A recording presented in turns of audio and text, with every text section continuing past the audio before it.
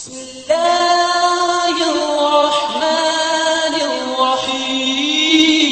My dear brothers and sisters, ایک سوال بڑا فریکوینٹلی پوچھا جاتا ہے اور کوشچن یہ ہے کہ ہماری دعائیں قبول کیوں نہیں ہوتی ہیں. تو آئیے میں آپ کو ایک اس کی وجہ بتاتا ہوں.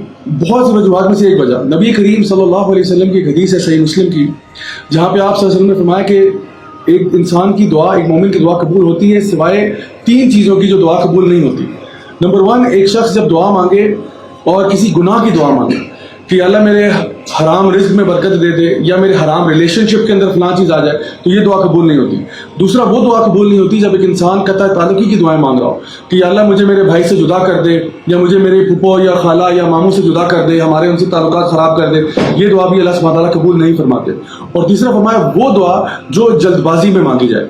یہ جلد بازی والی دعا کون سی ہوتی ہے؟ یہ وہ دعا ہوتی ہے کہ انسان دعا کرے اور پھر کہے کہ پتہ نہیں میں مانگ رہا ہوں لیکن میری دعا قبول کیوں نہیں ہو رہی. تو کبھی بھی ڈونٹ بی ہیسٹی، کبھی بھی جلد باز نہ ہو. دعا کریں اور اللہ تعالیٰ پر یہ معاملہ چھوڑ دیں، اور چاہے جتنی مرضی دفعہ دعا کریں لیکن دعا اسی کنوکشن کے ساتھ کرنی چاہیے.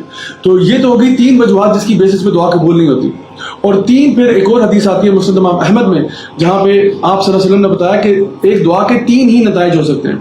یا تو یہ کہ اللہ سبحانہ تعالیٰ اس دعا کو قبول فرما دیتے ہیں اور وہ اس کے لیے یعنی قبول ہو جاتی ہے. دوسری بات یہ کہ اس دعا کی وجہ سے کوئی ایسی مصیبت جو اس شخص کی طرف آ رہی ہوتی ہے وہ مصیبت ٹل جاتی ہے. الحمدللہ، کتنی خوشی کی بات ہے کہ ہمارے پہ کوئی اگر مصیبت آنے والی تھی، ہم نے دعا کی، دعا تو قبول نہیں ہوئی لیکن وہ مصیبت اس کی وجہ سے ٹل گئی الحمدللہ.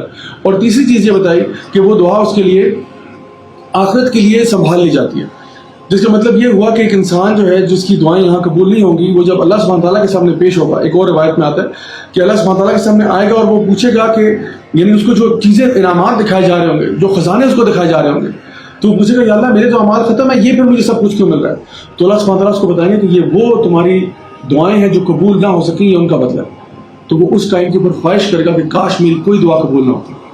تو my dear brothers and sisters, رمضان کا مہینہ دعاؤں کا بھی مہینہ ہے. انشاءاللہ میک شور کہ اس میں زیادہ سے زیادہ دعائیں کریں.